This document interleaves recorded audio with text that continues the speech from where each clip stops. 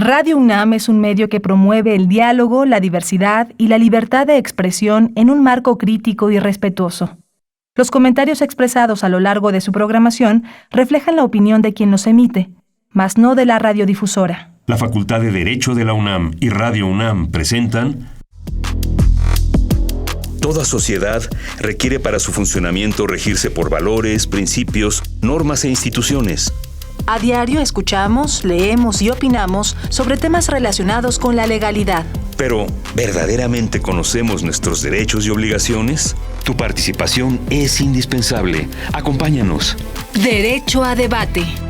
En la cultura de la legalidad participamos todos. Conduce Diego Guerrero.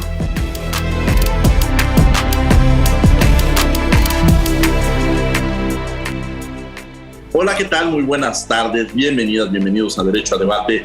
En la cultura de la legalidad participamos todas y todos. Mi nombre es Diego Guerrero y como cada martes les agradecemos que nos sintonicen por el 96.1 FM. Estás en Radio UNAM. El día de hoy me acompaña en la conducción un distinguido egresado de nuestra facultad, secretario de Asuntos Estudiantiles y sobre todo quien ha profundizado ahora en este camino de estos jóvenes egresados de nuestra facultad y que se han especializado en esta materia. Me da un enorme gusto recibir a Andrés Acosta aquí en Derecho a Debate, como en otras ocasiones. Andrés, bienvenido. Muchas gracias, maestro. Agradecido y a la orden. Gracias, Andrés. Y bueno, platícanos un poco, danos una pequeña introducción del tema y te agradezco que me acompañes el día de hoy en la conducción. Muchísimas gracias, maestro. Sí, pues bueno, para comenzar, creo que es importante, evidentemente, además de saludar a la doctora Núñez, que ha sido muy activa en este tema de litio desde hace mucho tiempo. Tiene unas investigaciones increíbles que tienen una relevancia importante y que nos va a dar claridad en el tema. Y sin duda también el maestro Romero, que con la experiencia que ha tenido desde las instituciones reguladoras, también nos va a poder dar una perspectiva bastante amplia. Y pues bueno, nada más rapidísimo comentar la historia un poquito del litio y cuál es la importancia. El litio fue descubierto en 1817 por el sueco Johan Augusto Arvidsson, quien por cierto se graduó en la Universidad de Uppsala en Suecia en Derecho en 1809 y en Mineralogía en 1812. Ahora bien, el desarrollo tecnológico ha permitido el aprovechamiento de fuentes de energía limpia como la proveniente del sol y el viento. Sin embargo, esta energía presenta algunas dificultades ya que solo está disponible en ciertos periodos del día. Aquí es donde se plantea la necesidad de almacenar la energía para que pueda utilizarse durante los diferentes horarios de consumo. Para resolver esta desventaja, se han diseñado, entre otras cosas, baterías de litio, y hoy estas baterías se emplean en la mayoría de los aparatos tecnológicos de uso diario. Es cuando dice la doctora Núñez que el litio lo tenemos todos y lo traemos todos, ¿no? Solo por poner un ejemplo, los automóviles híbridos permiten ya viajes de 60 a 350 kilómetros con el impulso de una batería de este mineral. Así el litio pues se va a erigir como herramienta clave en un tema de transición energética, el cual consiste en migrar de una generación de energía basada en combustibles fósiles a una basada en renovables. Muchas gracias, Andrés, por esta introducción. Los invitamos a que nos sigan en las redes sociales, Facebook, Instagram y Twitter como Derecho a Debate. Y bueno, me acompaña el día de hoy en la conducción un distinguido egresado y secretario de Asuntos Estudiantiles de nuestra Facultad de Derecho, el licenciado Andrés Acosta. Andrés, ¿quiénes son nuestros invitados? Nuestros invitados el día de hoy, maestro Guerrero, es la doctora Violeta Núñez y el maestro Héctor Alonso Romero Gutiérrez, que nos van a dar un poco de claridad, bueno, bastante diría yo, en el tema de nacionalización del litio que se hizo recientemente el 20 de abril de este año. Distinguida doctora Violeta Núñez, bienvenida a la UNAM, bienvenida a Radio UNAM, bienvenida a Derecho a Debate y desde luego también a esta Facultad de Derecho. Muchas gracias, maestro Diego Guerrero. Muchas gracias por el espacio y también muchas gracias al licenciado Andrés Acosta y un gusto compartir aquí con el maestro Héctor Alonso Romero. Y bueno que estamos aquí porque yo no soy abogada y entonces me va a servir mucho lo que ustedes digan al respecto. Muchas gracias. La riqueza siempre de los debates del diálogo, porque más bien esto va a ser un diálogo, es conocer las diversas visiones, la experiencia de cada uno de nuestros invitados y por su expertise es un gusto tenerla el día de hoy, así también como el maestro Alonso Romero. Bienvenido, maestro Alonso, aquí a Derecho a Debate. Muchísimas gracias a ustedes por la invitación y qué honor aquí compartir con la maestra Violeta Núñez. He seguido sus investigaciones y me parece muy relevante lo que tiene que decir.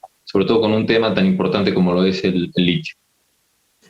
Ya Andrés nos dio una introducción del litio, de qué lo ocupamos. De hecho, de pronto volteé y empecé a ver algunos artefactos, algunos productos en la oficina en los cuales pues ya tenemos aquí el litio y lo tenemos muy cerca, lo utilizamos y como ya decía Andrés, incluso en los automóviles.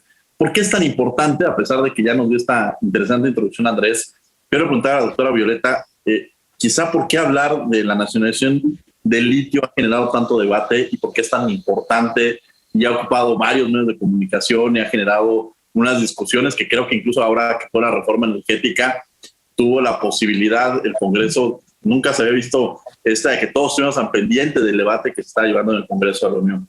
Y esto nos lleva a reflexionar en la importancia que tiene y por qué, de alguna manera, que quizás sea la pregunta, ¿por qué influye, por qué es tan importante hablar de ese tema? Doctora Violeta Núñez. Sí, muchas gracias, maestro Guerrero. Creo que esa es una de las principales preguntas, ¿no? ¿Qué es lo que está ocasionando que el litio ahora se posicione de una manera tan importante a nivel mundial? Cuando, por ejemplo, aquí en México, desde hace 40 años, el Consejo de Recursos Minerales ya lo estaba estudiando. Vemos estos estudios históricos que tiene y no tenía esta importancia que ahora se le está dando y que incluso, bueno, ya ahora vemos con el Servicio Geológico Mexicano que retoma esta prospección que ya se había iniciado hace 40 años. ¿Qué es lo que pasó? Y bueno, esta pregunta la podemos ir respondiendo a partir de esta crisis climática que estamos viviendo, esta emergencia ya que es pues ya una situación de alarma y que nos muestra que si no hacemos algo como humanidad, pues podemos hasta sucumbir como especie y no sabemos las otras también especies si van a poder sobrevivir frente a esta crisis ya de orden civilizatorio, donde la parte ambiental es pues aquí la central.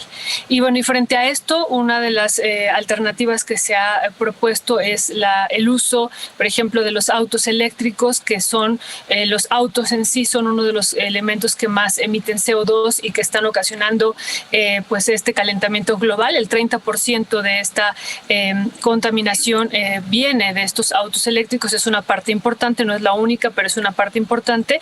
Y estos autos que ahora se proponen, en particular los autos eléctricos, se proponen, insisto, como parte de esta solución.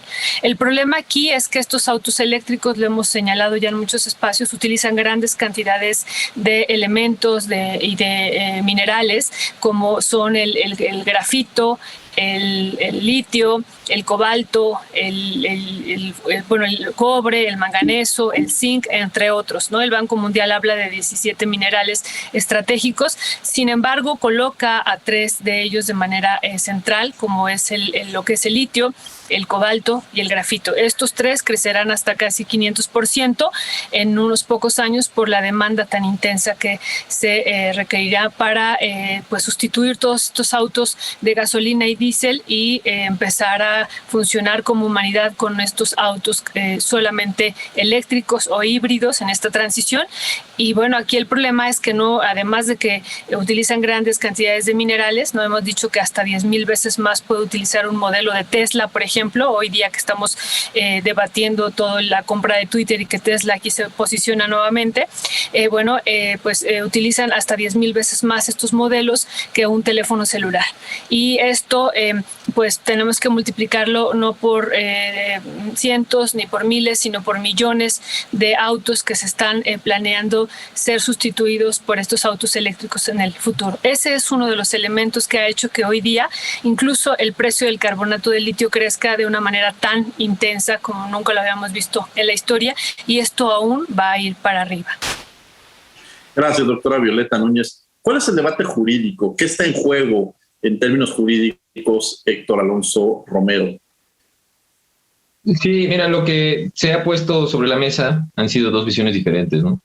Una es que, digamos, que no se requería hacer el tema de la nacionalización del litio porque ya estaba dentro de la Constitución considerado que los minerales eran de la nación.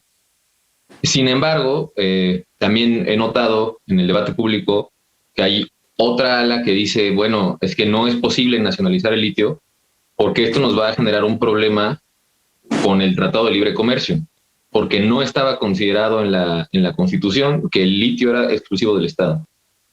Entonces, vemos aquí dos vertientes jurídicas que se tienen que resolver.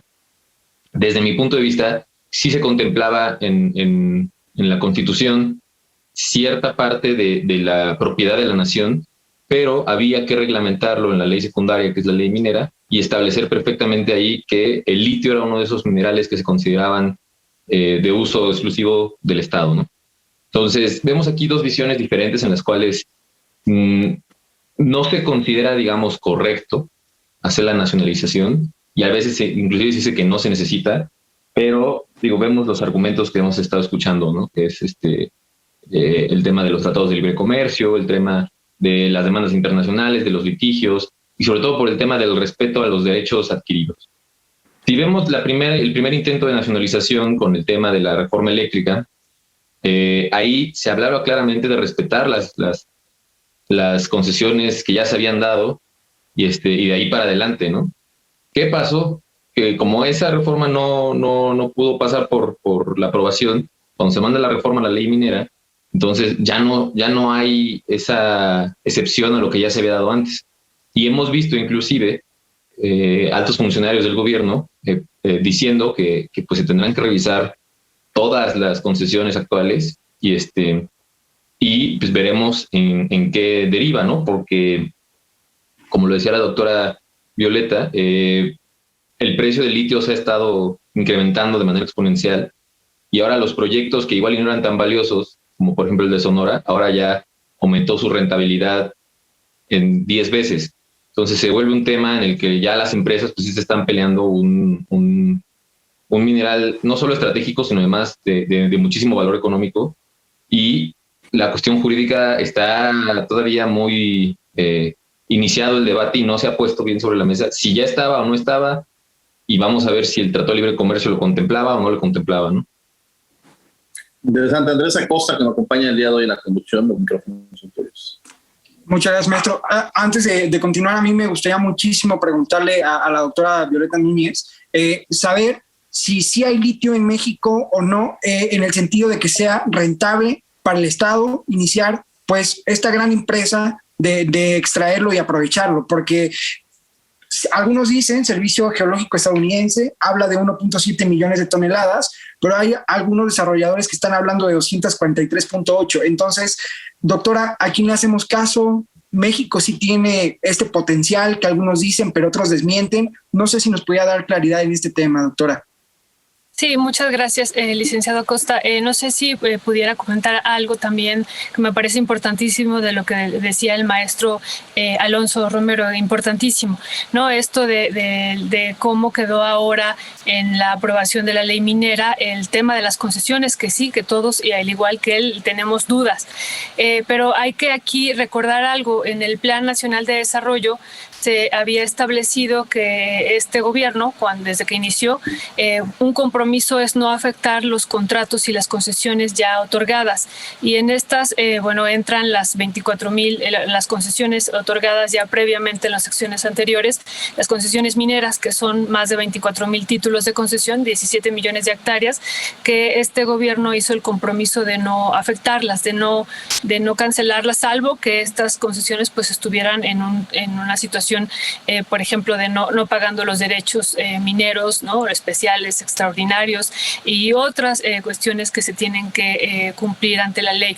Y bueno, solamente se canceló una concesión, que fue esta de Baja California Sur, ¿no? Los Cardones, y todas las demás se han respetado. Entonces, sobre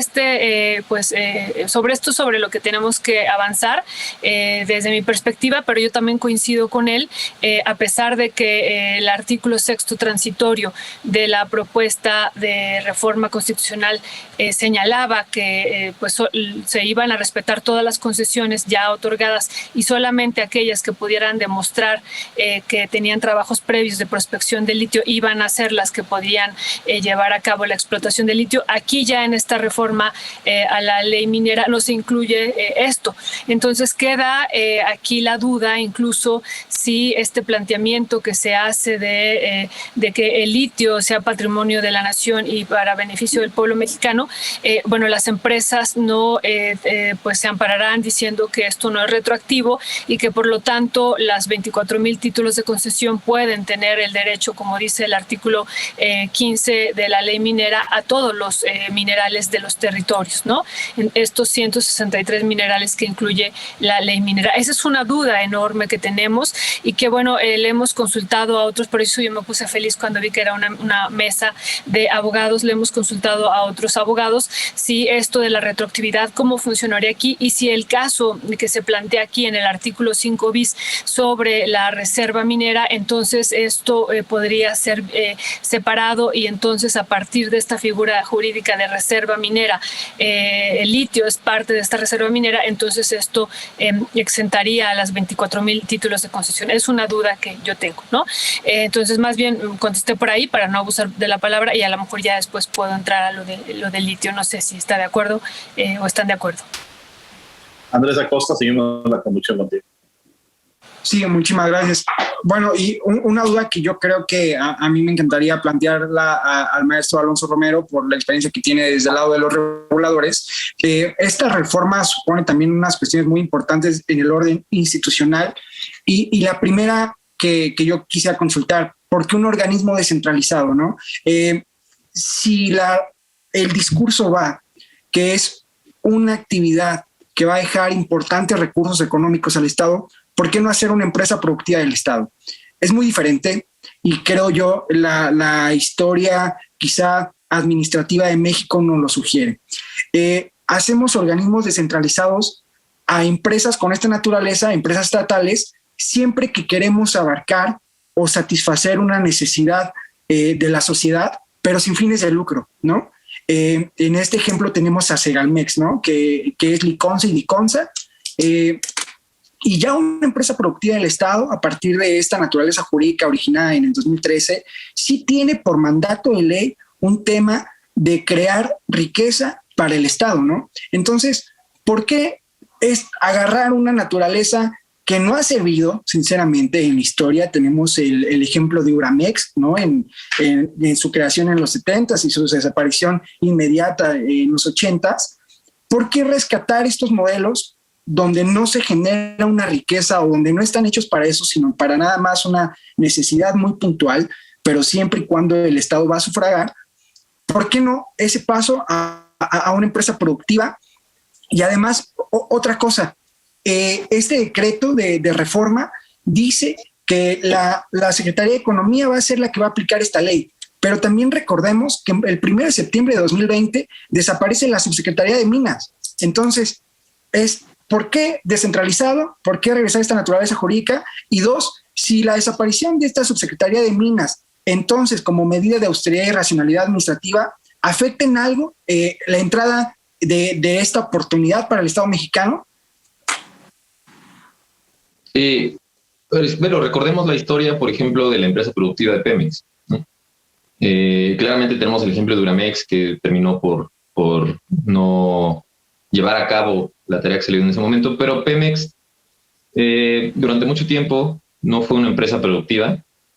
Me refiero en la parte de la denominación, ¿no? Como empresa productiva, pero generó una riqueza impresionante para el país, ¿no? Gran parte del desarrollo económico mexicano se apalancó en el modelo de Pemex. Entonces, yo diría más bien que el modelo de empresa productiva del Estado, que se quiso implementar desde el 2013, es el que no ha funcionado, ¿no? Por ejemplo, la Comisión Federal de Electricidad ha tenido sus mayores pérdidas desde que le cambiaron esa figura y desde que entró al 2017 toda la operación de las nuevas reformas. Si nosotros vemos las operaciones, los estados financieros de la CFE a partir del 2017, ha tenido pérdidas cada vez mayores, ¿no? Si las vemos antes de todo este tipo de reformas, vemos que tuvo ganancias o tenía pérdidas, pero muy pequeñas, ¿no? Entonces, si nos basamos en ese tipo de funcionamiento que ha habido y de la riqueza que se pudo generar a través de un modelo como el de Pemex anteriormente, podemos entender el por qué traer de vuelta estos esquemas. Claramente hay que evitar algunos vicios, ¿no? Como lo que pasó con Uramex, por supuesto, ¿no? Hay que evitar que la empresa se vuelva un elefante blanco, claro. Pero eso ya tendremos que definirlo en las demás leyes donde se establezca la creación de estas empresas, y habrá que estar atentos al debate que se dé sobre los mecanismos de rendición de cuentas y sobre los mecanismos por los cuales va a tener que actuar, ¿no? Y sobre todo, hay que poner mucha atención a las figuras que se le permitan actuar en concordancia con la iniciativa privada. Porque recordemos que Pemex, si bien tenía el monopolio antes, en toda la parte de la extracción, refinación de crudo, tenía ciertas oportunidades de establecer cuestiones con la iniciativa privada.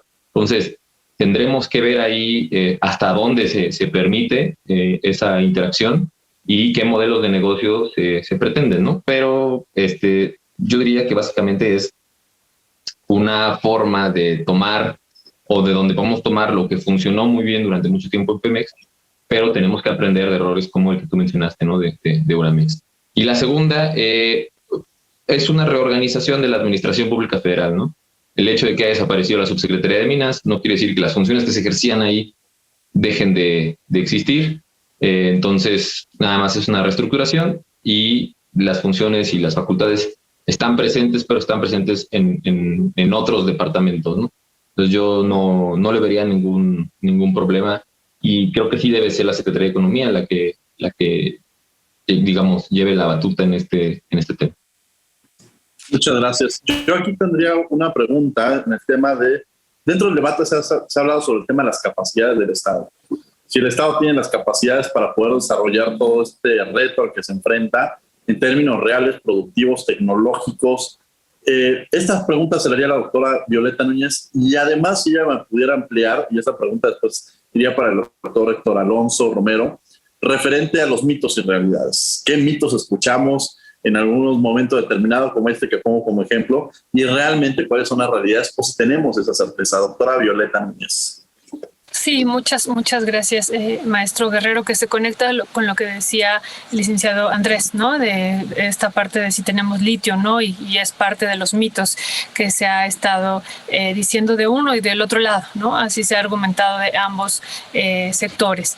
Y bueno, lo primero que hay que comentar aquí es esto de lo cual partimos, ¿no? Que hace 40 años en este país se estaba haciendo un estudio de prospección muy interesante. Incluso hubo un proyecto nacional de litio donde en diversos estados de la República Mexicana ya se estaban haciendo estos estudios, y bueno, es muy interesante, insisto, revisar el Servicio Geológico Mexicano, estos 17 estudios históricos que nos muestran incluso cómo los geólogos mexicanos hace 40 años ya pronosticaban la importancia que podría tener el territorio mexicano frente a lo que ellos ya decían que iba a ocurrir, y que eso nos ha sorprendido mucho, que el litio se iba a usar para las baterías de los autos eléctricos. Eso ya lo decían hace 40 años los geólogos mexicanos, y afortunadamente tenemos ahí el archivo histórico en el Servicio Geológico Mexicano que prueba esto. Y bueno, se dejó de investigar el territorio en los años 90. El último estudio que encontramos fue de 1992. Ahí se interrumpe una vez que coincide con la aprobación de la ley minera, y ahí se detiene todo. Por supuesto que las empresas y la prospección que ya hicieron, ya ahora no el Estado, sino empresas ya privadas que tenían las concesiones, pues fueron o se dirigieron hacia los minerales y elementos pues más rentables como el oro, la plata, el cobre, otros, ¿no? Y este estudio que se estaba haciendo de litio se abandonó. Sin embargo, decimos y partimos de los datos con esto que decía el licenciado Acosta, por ejemplo, del Servicio Geológico estadounidense, que señala que México, dentro de las 34 naciones con recursos de litio a nivel mundial, pues ocupa el lugar número 10 con 1.7 millones de toneladas de litio. De esto partimos también de los estudios que tiene el Servicio Geológico Británico, ¿no? Que va en este mismo sentido, de la Asociación Internacional del Litio, también, que es una asociación a nivel mundial que también ubica a México como dentro de las principales naciones con recursos de litio, y estos otros datos que también dan las diferentes empresas ya que tienen intereses sobre los territorios a partir de sus concesiones que tienen, que van haciendo cálculos y sus propias barrenaciones que han hecho y estudios, y que ellos ya pueden calcular pues las partes por millón que hay de litio en sus pues estudios que han hecho. Y entonces, bueno, tenemos diferentes datos, de eso partimos, y partimos también pues de los estudios que han hecho no solamente esta, sino la pequeña minería. Por ejemplo, en Sonora, esta empresa que es muy, muy interesante de Microns, que está en el Valle de Litio, en Zaguaripa, y ellos han hecho también sus propios estudios y cálculos de que no solamente esta realidad que se vive en Sonora, en Vaca de Huachi, se vive en este espacio, sino que también esto se extiende hacia el municipio, insisto, de Zaguaripa, y trasciende lo que es el estado de Sonora hacia el estado de Chihuahua y otros estados también con estas mismas características de un litio en arcilla que, pues bueno, es de una riqueza que ellos dicen muy, muy importante. Por eso digo, me remito a esta empresa de Microns, esta pequeña industria minera en Sonora, que ha hecho sus propios estudios y que me parece que incluso los comparan, los invito a verlos con lo que es los estudios de las partes por millón que hay en Bolivia, y ellos hacen un comparativo, y bueno, pues estamos hablando de una riqueza grande, y no por eso, o sea, es por esto más bien que entendemos por qué esta empresa Ganfeng Lithium, esta empresa china, que es una de las empresas más poderosas de litio a nivel mundial, pues decide estar acá en Sonora y en México, ¿no? Siendo que pudiera estar en cualquier otro espacio del mundo, están acá, está solamente en 5 países y uno es México, ¿no? Esa es parte de la respuesta que puedo dar. Muchas gracias, doctor. La misma pregunta para Héctor Romero. Estos mitos y realidades que pudiéramos encontrar y que estén en el debate, en la discusión, de los que están a favor y de los que están en contra, y que a veces uno no sabe hacia dónde voltear, escuchamos unos argumentos, escuchamos otros, y a veces hay mitos y otras veces quizá son realidades. Héctor Alonso Romero. Sí, claro. Primero que nada, pues sí, las reservas que se tienen en México pues nos ponen dentro de los primeros países, ¿no?, en el mundo que tienen el número de reservas.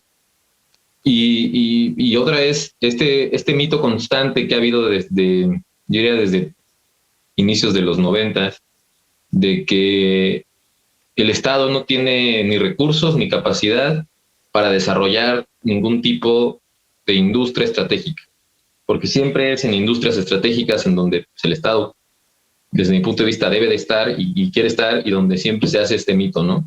Lo escuchamos en el petróleo, cuando dijeron, ya se nos acabó la gallina de los huevos de oro, ya se deshizo toda la industria, no tenemos dinero, no tenemos tecnología, no tenemos capacidad humana para continuar y para seguir extrayendo y ser rentables, ¿no?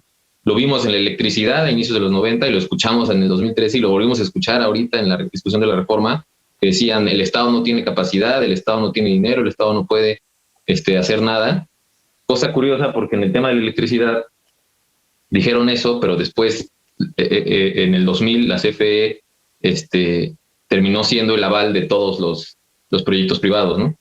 Entonces, teníamos o no teníamos dinero, ¿no? Y ahora lo volvemos a escuchar con el tema del litio, que está tomando una relevancia estratégica en el mundo, y volvemos a escuchar que el Estado no tiene dinero, el Estado no tiene capacidad, el Estado no puede, ¿no? Entonces yo creo que ese es uno de los grandes mitos de un modelo de desarrollo en el cual se intenta minimizar el rol que juega el Estado en la economía, y creo que esto es de las grandes interrogantes siempre, ¿no? ¿Qué va a pasar? ¿Cómo le va a hacer? No saben hacerlo, pero afortunadamente vivimos en un mundo en el cual no estamos aislados, ¿no? Podemos generar mecanismos y tratos con algunas otras empresas o algunos otros países en donde se hagan transferencias de tecnología, donde hagamos transferencia de conocimiento, cosas que han faltado siempre que se ha abierto en México una industria a la participación de la iniciativa privada, ¿no? Siempre se trae la iniciativa privada, hacen un negocio y el Estado se queda como nada más viendo sin poder acceder a ese tipo de transferencias de tecnologías. Entonces, afortunadamente, tenemos todo ese conocimiento, ya sabemos lo que ha pasado durante muchas épocas, y yo creo que esta es una gran oportunidad como para establecer nuevos mecanismos de desarrollo de una industria clave como lo es el litio, en el cual México pueda tener acceso a toda esa tecnología y conocimiento ya existente, ¿no? Vemos el caso de Bolivia, que también ya tienen ahí un desarrollo interesante, y en el cual México tiene pues, una amistad cercana, ¿no? O bueno, más bien el gobierno mexicano tiene una amistad cercana con con ellos. Está también el caso de Chile, el caso de Argentina. Entonces, podemos hacer todo ese tipo de modelos de transferencia de tecnología y de conocimiento que permitan desarrollar la industria mexicana de la parte del Estado, y los recursos, pues claro que se tienen, ¿no? Y seguramente, o sea, si no, al final va a pasar lo mismo. El Estado va a acabar siendo el principal garante de los proyectos, y entonces pues, tenemos o no tenemos dinero, o nada más tenemos dinero para estar como asegurando los recursos y no para desarrollarlos nosotros mismos, ¿no? Andrés Acosta, que me acompaña el día de hoy en la conducción. Los micrófonos son tuyos. Gracias, maestro Guerrero. Doctora Violeta Núñez, si me permite preguntarle, he visto también en muchas de sus intervenciones en estas últimas semanas muy activas, que también trata el tema, por decir, ahorita ya hablamos un poco de lo legal, ya hablamos de lo institucional, pero creo que nos falta como una parte muy importante y es muy relacionado con el tema de derechos humanos. ¿Cómo se ha vivido el impacto ambiental y social en todas estas comunidades que a la vez se ven favorecidas por el tema de que tienen unos recursos naturales importantes, pero también han sufrido, creo algunas cuestiones de desplazamiento, ¿no? Este tipo de cuestiones. Por decir, en el tema de Valle de Litio en Sonora, ¿cómo ha vivido esto y cómo a partir de la nacionalización de este recurso podemos afrontar esto y evidentemente mejorar la calidad de vida de estas personas en torno a estos recursos naturales?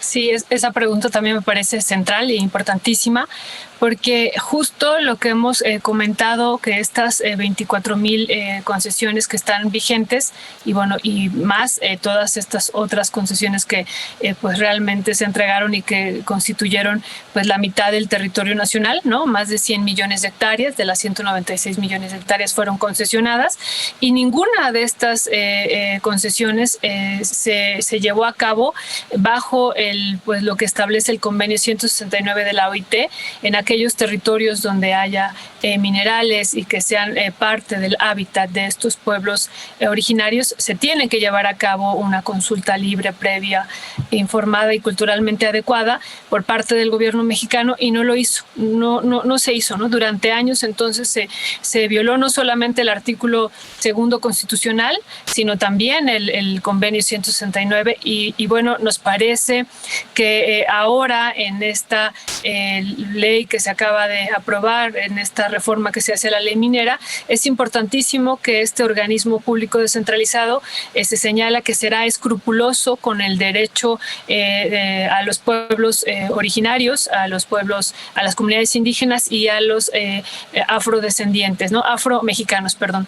Entonces, esto nos parece pues un avance, ¿no? Si bien es cierto que hemos dicho al menos se requieren reformar 10 artículos de la ley minera para estar hablando de un cambio frente a esto que hemos dicho que fue desde nuestra perspectiva un retroceso de entregar las concesiones por 100 años, de entregarlas también sin límite de hectáreas y que se posibilite hacer verdaderos latifundios mineros, de entregar todos los minerales de los territorios concesionados, el agua también de estos espacios, el subsuelo, porque a todo esto les da derecho la ley minera.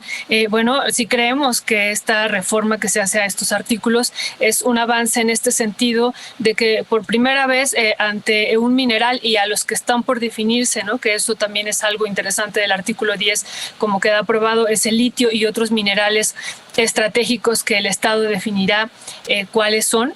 Bueno, se haga por primera vez una consulta y se respeten, ¿no? Tanto el artículo 2 como el convenio 169 de la OIT, y a esto también se agrega que este organismo y el Estado serán escrupulosos también en el respeto del medio ambiente y de los tratados internacionales firmados en la materia, ¿no? Cosa que no se ha hecho y que, bueno, pues por eso somos la nación número 1 en América Latina con la mayor conflictividad socioambiental derivada de la industria minera en México. Y llevamos llevamos años estando en el primer lugar de pues de esta situación y no hay modificación, ¿no? Cada año se van agregando nuevas conflictividades y bueno, esperábamos que si esto se hacía el Estado cargo de este mineral, pues esto iba a seguir el mismo rumbo de una situación grave, porque no olvidemos que el litio en arcilla, como está aquí presente en México y bueno, y también en otras partes, pero aquí en particular, por ejemplo, la empresa Ganfeng Lithium en sus informes técnicos señala que llevará a cabo una explotación de este yacimiento a cielo abierto. Así es como se va a llevar a cabo este tipo de extracción, ¿no? Entonces, esto iba a implicar que si no se ponía un alto, pues las diferentes empresas a nivel del mundo interesadas en el tema del litio, ¿no?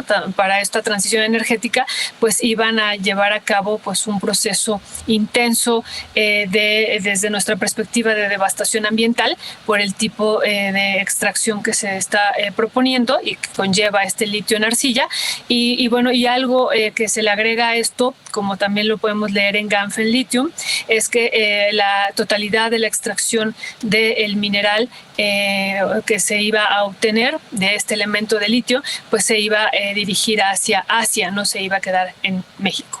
Andrés Acosta, que nos acompaña en la conducción, adelante para continuar con esta entrevista. Una disculpa, muchas gracias. Maestro Romero, yo estaba leyendo con atención y me preocupa y lo comento con usted porque me interesa mucho su experiencia en el regulador. ¿Cómo vamos a hacer realidad esto si en los transitorios de esta reforma se prohíben ampliaciones presupuestales, al menos para este año, para la creación de este organismo descentralizado? Creo que y lo digo por lo siguiente, la preocupación. Yo creo que de poco sirve estar peleando en el Congreso, ya sea en la Cámara Alta o Cámara Baja, pelear por derechos, lograrlos tener en letras, si no hay instituciones que los hagan realidad, ¿no? Creo que las instituciones son como ese brazo ejecutivo de la Constitución para lograr llegar al pueblo con esos anhelos que se plasmaron, ¿no? Entonces, me preocupa un poco porque estamos en el cuarto mes de este año, entonces al menos va a haber 8 meses sin presupuesto para este organismo descentralizado que tiene 90 días hábiles para crear. Entonces nacería con compensaciones presupuestarias en este sentido y al menos creo yo que este año no vamos a poder ver ningún resultado. Evidentemente sé que es muy pronto, pero arranca sin fuerza, ¿no? Entonces, ¿qué opinión merece y cuáles serían a partir evidentemente del siguiente año los retos o las metas que nos tenemos que plantear para que vaya agarrando vuelo una institución que sin duda, a lo mejor no directamente, pero indirectamente, creo yo que tiene que ver mucho con el derecho humano del acceso a la energía, que ahorita estuvo muchísimo en boga en el Parlamento abierto. También el tema del objetivo 7 de la Agenda 2030 en torno al desarrollo sostenible, de energía asequible, segura, sostenible y moderna, ¿no? Y finalmente todo lo que conlleva, porque creo también que el acceso a la energía es un derecho llave. Yo no me imagino la educación sin la energía en la pandemia, ¿no? Sí.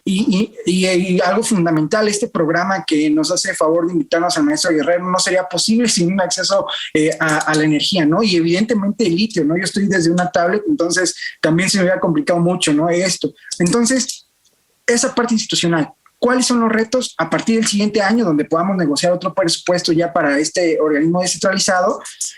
¿Cuáles son los retos que vislumbra desde esta parte institucional? Pues mira, la creación del organismo se da, como lo dijiste, de 90 días a partir de la aprobación. Entonces estaríamos hablando que el organismo se estaría creando en junio o julio, ¿no? Más o menos. De ahí quedarían 6 meses de operación, en lo cual se tiene que, digamos, establecer la estructura y definir objetivos claros de qué se van a hacer de ahí esos 6 meses. Lo que yo creo que debe hacerse en esos 6 meses es justamente que este organismo se concentre en revisar las concesiones mineras que se dieron, ¿no? Como lo ha dicho el presidente López Obrador, en el cual se revisará si tienen operaciones o no en el tema del litio.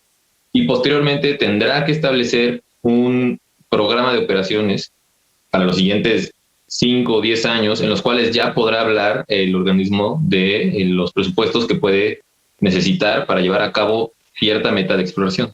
Entonces, yo no veo mal que se establezca que al menos este año no puede haber este tipo de expansiones presupuestales, porque el organismo todavía no existe y me parece correcto que durante 6 meses se dedique a, una, revisar las concesiones vigentes y 2, establecerse a sí mismo las metas de producción y de generación de estos recursos a mediano y a largo plazo, ¿no? Entonces eso por una parte. Por otra parte, el tema de la importancia del litio en toda la economía, desde mi perspectiva me parece que le estamos apostando como sociedad a que el litio va a resolver el tema de la energía renovable, sobre todo eólica y solar. Yo no creo que eso sea posible. ¿Por qué no creo que eso sea posible? Porque las baterías de litio sirven para determinado número de ciclos, ¿no? Les llama ciclos, es carga y descarga de la batería. Entonces, para ciertas aplicaciones, como es el tema de las tablets, ¿no? De los celulares, de electrónicos, digamos, pues de bajo costo, entre comillas, pues sí, nos sirve que durante 2 o 3 años las baterías mantengan cierto nivel de carga y después las podemos cambiar de manera sencilla, ¿no? No nos representa mucho dinero cambiar la batería de un celular, o inclusive hay quien pues cambia de celular completamente después de 2 o 3 años. En el tema de los coches eléctricos tiene sentido porque los estarías cargando una vez a la semana, ¿no? Entonces te daría un ciclo por semana y te durarían 8 o 9 años las baterías antes de que las necesites cambiar. Pero en el tema de la energía a gran escala, los ciclos de carga y descarga son diarios. Se estaría cargando en la tarde, ¿no? Y descargando en la noche en el tema de energía solar. Eso te va a generar que tengas que estar cambiando las baterías necesarias cada 1.5 o 2 años. Y los precios de las baterías son muy altos como para estar generando ese tipo de cambios y de inversiones de muy corto plazo en sectores como el energético, en donde se requieren horizontes pues, de 5, 6, 10 años para hacer rentables las inversiones. Y más ahora que los minerales están yendo por los cielos los precios. Entonces, yo creo particularmente que le estamos dando demasiado confianza o demasiada fe a una tecnología que de inicio, para la aplicación a gran escala, no creo que esté diseñada para eso, precisamente por la degradación que sufren las baterías de iones de litio. Tendremos que pensar ahí en alguna otra tecnología de baterías, no sé, no soy experto en tecnologías de baterías, pero habrá ahí, o inclusive el tema del hidrógeno, no lo sé, ¿no? Hay que explorar otros temas, pero yo considero que sería extremadamente caro. O sea, estábamos hablando de que antes de que se fuera a $76,000 la tonelada de litio, necesitabas que las baterías costaran $100 por cada kilowatt hora de energía para que fuera rentable. Bueno, en el 2018 costaban 200, en el 2020 estaban en 175, y de ahí nos faltaban más o menos unos 5 o 7 años para que llegaran a $100. Ahora se ve imposible que en 15 años llegue a $100, ¿no? Entonces, eso aunado a que la energía eléctrica se está volviendo cada vez más necesaria, si tú le metes más costos a ese sistema por estar cambiando las baterías cada 2 años, vas a acabar en un tema en el que la energía eléctrica se vuelve incosteable para quien sea. Y entonces pues estamos en una encrucijada ahí, ¿no? Porque también, como lo mencionaba la doctora Violeta, se consigue el litio con minería a cielo abierto, que es de las más contaminantes. Entonces, por un lado, pues sí, vamos a ser muy sustentables porque utilizamos pura energía del viento y del sol, pero por el otro estamos contaminando muchísimo por todo cómo obtenemos esos materiales, ¿no? Entonces, es un tema muy complicado ahí y desde mi perspectiva yo no le veo mucho futuro a las baterías de litio actuales y con los mejoramientos que se puedan hacer en sistemas a gran escala de generación eléctrica. Hoy sí, doctora Violeta, con estos comentarios que hace Héctor al final, ¿y qué tendríamos que haber hecho? Sí, es también esta reflexión que está haciendo Héctor Alonso, me parecen muy, muy importantes, porque, bueno, aquí el problema que teníamos en la nación, y esperemos que esto realmente se solucione, es que iba a ocurrir lo que vimos que ocurrió decíamos hace ratito, con Ganfeng Lithium, que se asoció con esta empresa inglesa, Bacanora Lithium, y íbamos a empezar a ver el arribo masivo. Ya tenemos también en diferentes estados de la República Mexicana varias empresas canadienses que ya ellas declaran que tienen ya prospección previa de litio, y algunas de ellas, por ejemplo, esta de Baja California tiene más de 100,000 hectáreas, One Lithium, y otras, ¿no? Otras empresas canadienses que ya hemos visto ahora las últimas semanas y meses, que dicen ellas que pues van bueno, que ya tienen esta prospección, y bueno, el mensaje que están mandando es que pues van a pelear, ¿no? Van a pelear por la extracción del litio aquí. Y aquí el problema desde mi perspectiva era que si no se protegía los territorios con litio, y vamos a tener esta extracción masiva que puede durar 10, 20 años y después se van estas empresas, ¿no? Que por eso no les interesa incluso en lo más mínimo ya tener la propiedad, sino únicamente poder, a partir de las concesiones mineras, tener acceso total, prácticamente, como dice el artículo 19 de la ley minera, pues a todo lo que necesiten ellas para llevar a cabo su exploración, su extracción y el beneficio de los minerales.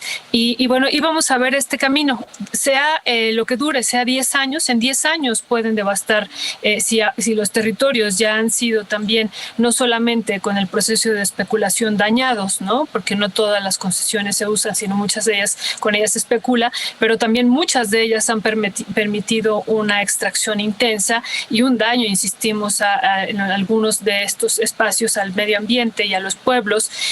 No olvidemos que tenemos o que vivimos hace poco el peor desastre ambiental derivado de la minería aquí en México, ¿no? Por Grupo México. Y bueno, y esto podría ampliarse con la extracción a cielo abierto de una manera masiva, ya en el recurso de litio, que insistimos, se va a demandar de una forma descomunal. Pueden ser, insisto, 10, 15, 20 años, pero si el gobierno mexicano no hacía algo para proteger estos territorios, pues la devastación iba a ser muy grande, ¿no? Digo, todavía no podemos cantar victoria, sabemos que vendrán una oposición fuerte por parte de las empresas mineras que estarán presionando, pero yo insisto, a mí me parece que el tema aquí de fondo no es bueno, sí es el tiempo, pero no lo es, sino es protegerlo, y protegerlo de un daño que se pudiera. Sabemos, ¿no?, que el capital está permanentemente revolucionando la tecnología, y que va a encontrar otros elementos también para crear otras baterías, ¿no? Pero ahorita la transición se está centrando en los autos eléctricos, que por el momento utilizan el litio para funcionar, ¿no? Incluso vemos los modelos de casas, no solamente de autos eléctricos de Musk, de esta empresa de Tesla, que son casas alimentadas también donde se permite el almacenamiento de la energía a partir de el litio, ¿no? Entonces, no solamente son los autos eléctricos, sino son modelos de casas que también hacia el futuro que se están planteando, y que, bueno, podemos decir, pues estará equivocado este hombre. No digo que esté bien, pero estará equivocado este hombre que ahora ha hecho su fortuna y que es el hombre más rico del mundo, derivado de la industria que ha desarrollado de los autos eléctricos. O sea, es decir, él estará equivocándose, o realmente no estamos viendo todos los intereses que hay, y que, bueno, que una parte del gobierno mexicano los vio, y que por eso se lanza a proteger, como otras naciones ya lo han hecho, el litio frente a, insisto, a esta devastación de estos territorios, que puede ser una realidad. Gracias. Muchas gracias. Vamos a tener que una pausa. Vamos a Descubriendo tus Derechos y regresamos a Radio UNAM. Estás en el 96.1 FM. No se vayan. Descubriendo tus derechos. Derecho de asociación. La ciudadanía tiene derecho a asociarse y reunirse pacíficamente, siempre y cuando la razón por la que se reúnen sea legal y no se incluyan armas de fuego. Escuchas Derecho a Debate. La última y nos vamos. Bien, esos fueron Descubriendo tus Derechos. Estamos de regreso en Radio UNAM 96.1 FM en Derecho a Debate. Estamos en las redes sociales Facebook, Instagram y Twitter como Derecho a Debate. La última y nos vamos con el maestro Alonso Romero. Bueno, pues muchas gracias primero que nada por la invitación. Yo quiero que el auditorio se quede con algunas cosas, y una de esas es el litio se está volviendo un mineral muy importante en la transición energética. Desde mi perspectiva, yo creo que va a seguirlo siendo, ¿no? El litio en los electrónicos es muy relevante para las baterías, en modelos como los coches eléctricos también. Simple y sencillamente yo creo que en aplicaciones de generación de energía eléctrica a gran escala, financieramente todavía no es viable. Sin embargo, no quiere decir que no lo vayan a seguir utilizando. Digamos, es la forma más sencilla de hacerlo. Entonces, la demanda del litio ha crecido, va a seguir creciendo. Se hablaba ya de que la Unión Europea necesitará 18 veces más litio del que ahora consume. Y me parece muy relevante que el gobierno mexicano haya tomado la iniciativa de proteger el litio, ¿no? Ya sea reglamentándolo si se podía o no se podía. Me parece que es importante que se quede en territorio mexicano las ganancias que se pueden generar y que podamos generar y desarrollar la tecnología aquí, ¿no? Ya lo había dicho yo en el tema de la transición energética de la reforma constitucional. Es importante que México deje de ser nada más un importador de tecnología, ¿no? Ya es momento de que la desarrollemos aquí y subamos en la cadena de valor y que podamos, pues, salir de esta trampa del ingreso medio famoso, ¿no? La última nos vamos, doctora Violeta Núñez.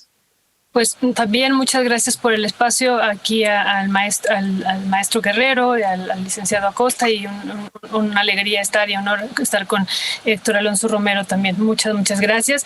Y solamente invitar a la audiencia, al auditorio, a ver este reportaje de México Litio al Descubierto que hicimos con Rompeviento TV, con el periodista Ernesto Ledesma, donde damos también parte de las respuestas a estos mitos que ya aquí por falta de tiempo no pudimos exponer. Por ejemplo, esto de que México no podrá separar el litio en arcilla que tiene, y bueno, ahí veremos cómo, incluso explicado detalladamente por los ingenieros que lo hicieron hace 14 años, bueno, México fue la primera nación que lo logró, y bueno, ahí lo podremos ver. Y esto también que se ha dicho que México no podrá crear la electromovilidad, también ahí acudimos a algunos ingenieros que están creando sus propias baterías de litio ferroso fosfato aquí en México, y están creando a partir de eso su electromovilidad. Entonces, bueno, los invitamos a ver este reportaje donde se contestan estas y otras preguntas que me parece que son muy pertinentes, ir dando respuesta